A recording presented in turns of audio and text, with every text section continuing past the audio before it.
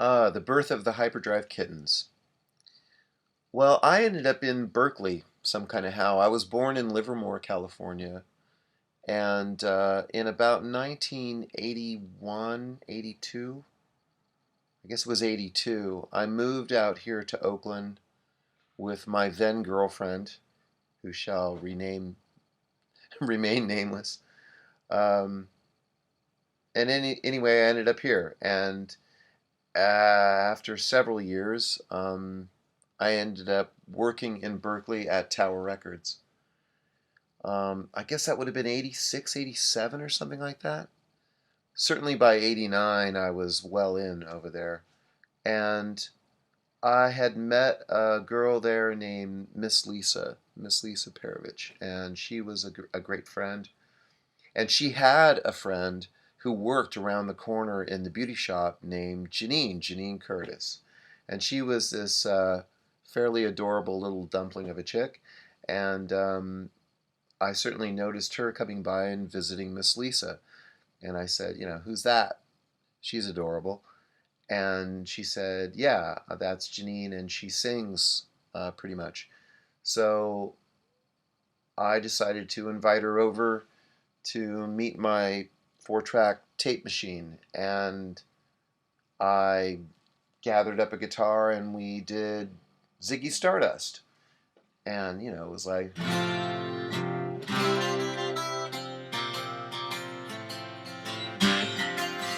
all that.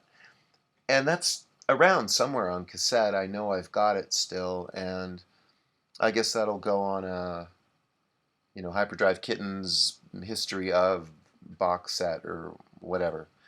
And at some point.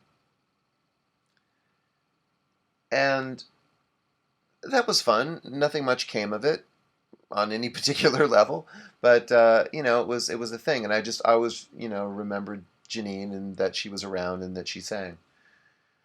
So I guess along about 1989, some Livermore high school friends of mine who had been in a band called Cement Trampoline had a bass player named Dave Parker that had gotten sick of it and decided to run off and get married. And so that's what he did. And then they were a bass player short. So I dusted off one of my mini basses and joined up. Went out to Livermore and rehearsed and did gigs and things like that. But they'd been at it a while. They'd had an album out. And it hadn't really happened for them. And so they were getting depressed. And things were starting to fizzle out and wind down for them. And they had this drummer who was a nice lad and liked to pull a cork. And he was fun to hang around with and liked good music. And he was kind of feeling depressed about the band folding up and all that after all that work, and that was pretty understandable. And I said, since I used to drive him home, we used to chat a lot. And his name was Don Connor. And I said, gee, this is fizzling out and folding up. What would you like to do? How about if we put a band together? And we could just, have a couple of beers or three and play some Ramones and play some New York Dolls and have a time, And he said, gee, that sounds pretty cool. Let's do that. And then in the back of my mind, I thought, I've never worked with girls in a band. Always wanted to. And so I thought, well, why not have a female lead singer? That'll be fun. And so I asked Don about it, and he said, yeah, okay. So I gave a call to this Jenene and said, are you still around? Do you fancy having us sing? And she said, yeah, okay, that sounds groovy.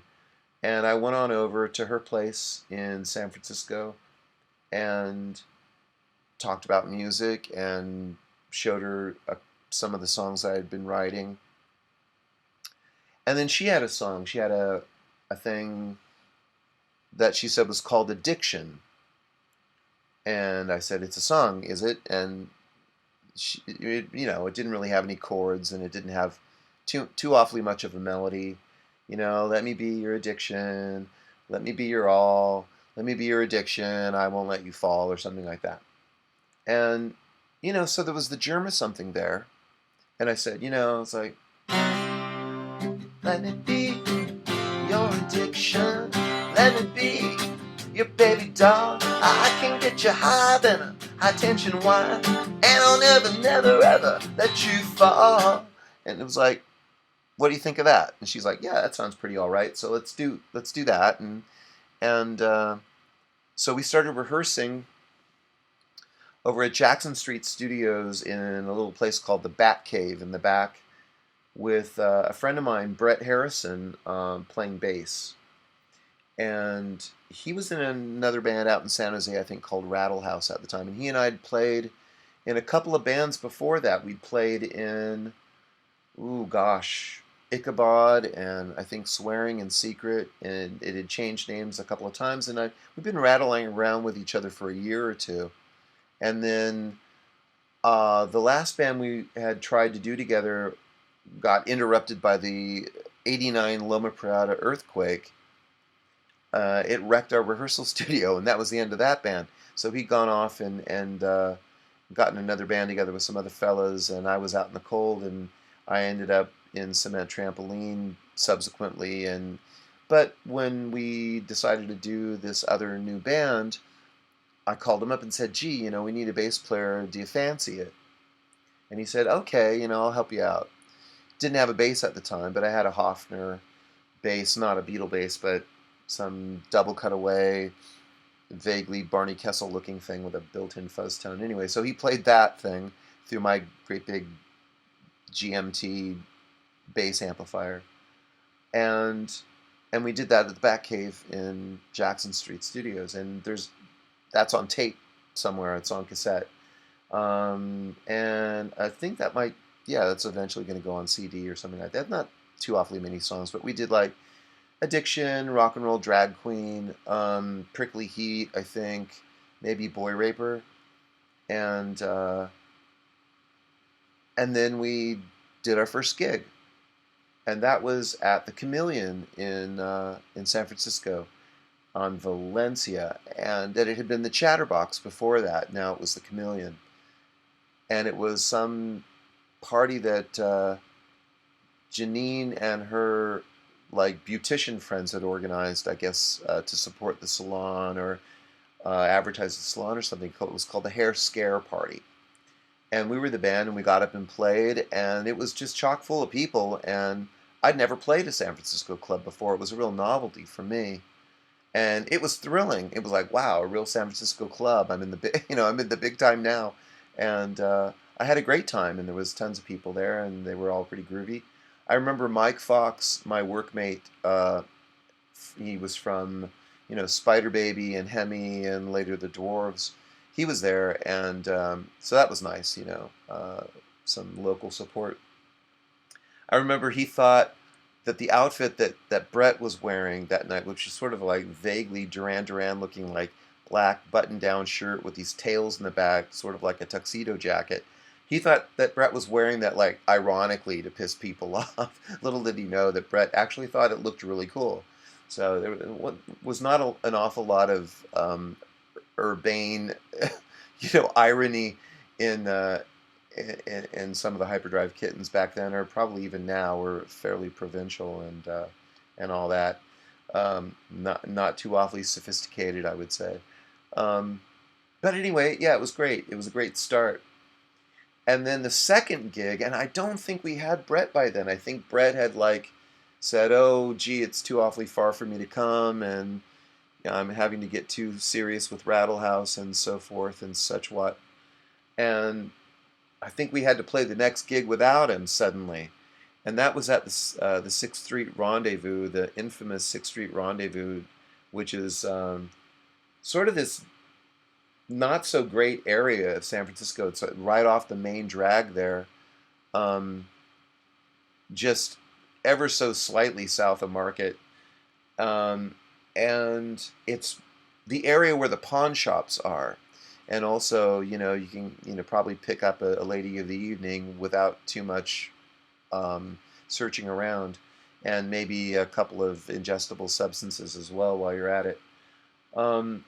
And it was just this dank, dismal, awful dive of a place, and not a dive in like the colorful sort of way that you think, oh, isn't it, sort of, characteristic and colorful. No, not really. It was lacking in color, uh, but it was not without its own particular personality.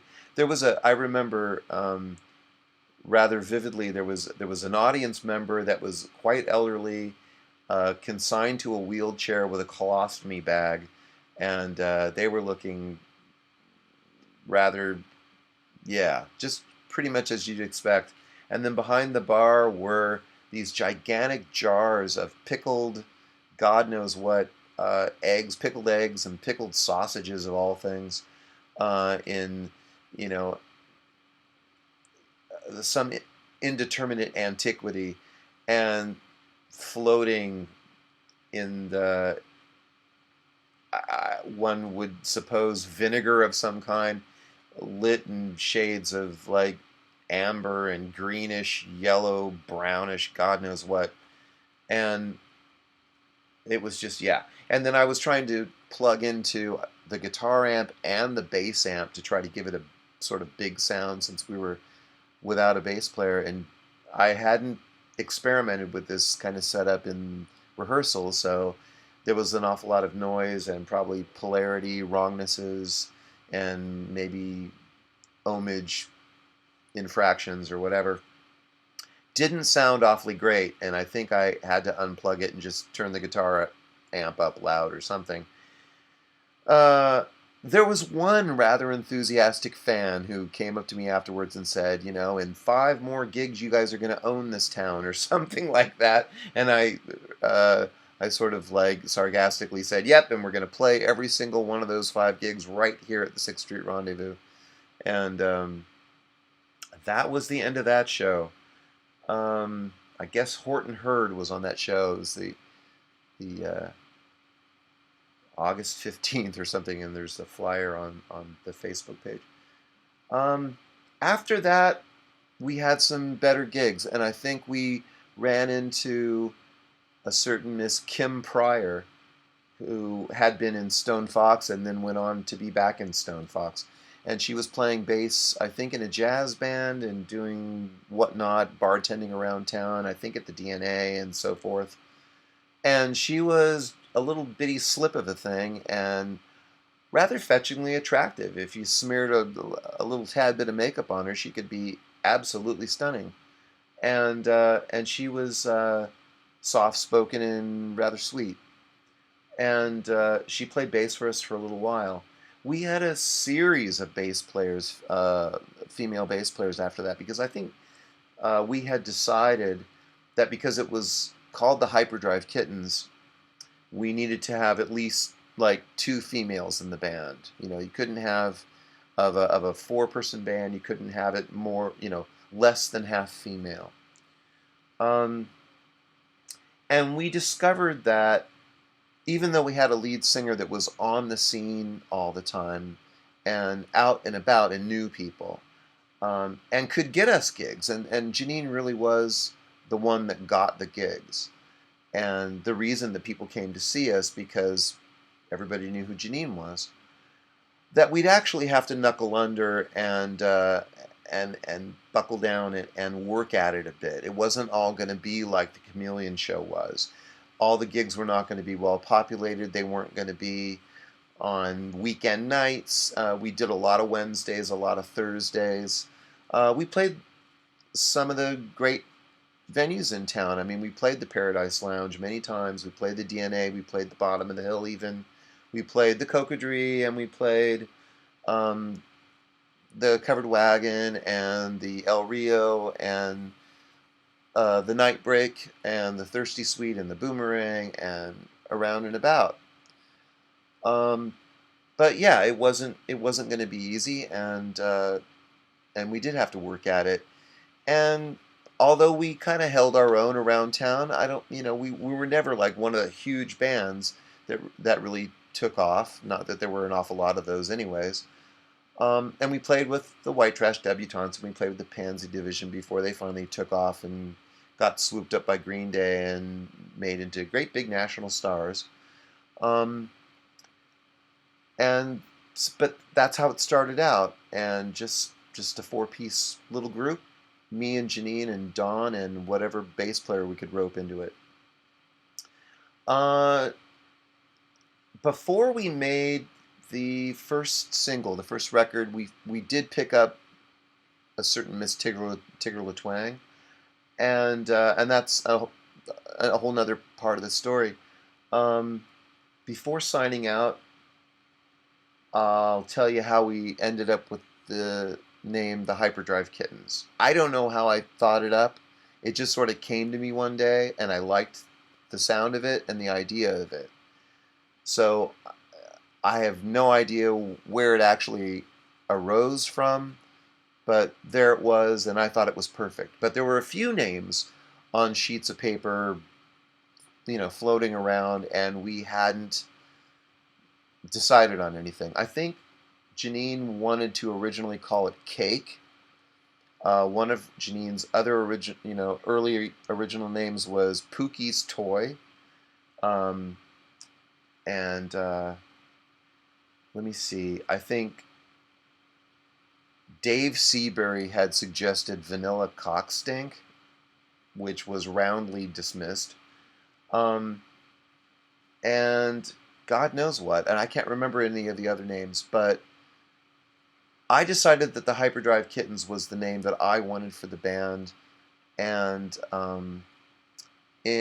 my way of getting everybody to cave to my desires was I called up Don and the bass player, whoever that was at the time, and said,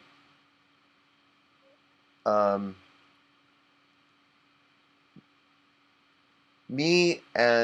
called up Don. I'm sorry, I called up Don and said, me and Jenene and the bass player have decided that the name of the band should be the Hyperdrive Kittens. I guess it was Brett at the time. It must have been, because that was the bass player for the first show. So I called up Don and said, me and Jenene and Brett have decided that the name of the band's going to be Hyperdrive Kittens. He goes, oh, okay. And I called up Jenene and I said, Brett and Don and I have decided the name of the band's going to be the Hyperdrive Kittens. And I called up Brett and said, Jenene and Don and I, and that's how we did it. I just pretended that we'd gotten together, and I sort of pulled a coup. But anyway, I believe in my heart that I've done the right thing, and that's history. So that was the birth of the Hyperdrive Kittens. And if I do another chapter of this, I'll tell you more about the bass players and the arrival of Tigger Twang and the recording of the first single. But enough for now.